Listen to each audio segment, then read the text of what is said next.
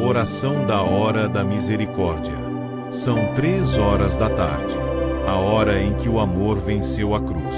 Se esta quarta-feira está pesada, se o coração está cansado, pare um instante.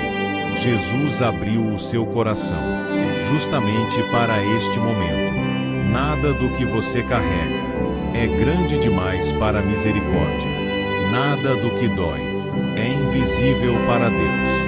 Mesmo no meio da semana, a misericórdia não se esgota. Entregue agora sua dor, sua preocupação, sua intenção. Diga com fé, mesmo em silêncio: Jesus, eu confio em vós. Que a misericórdia divina toque sua vida e renove suas forças. Escreva nos comentários sua intenção. Rezaremos juntos.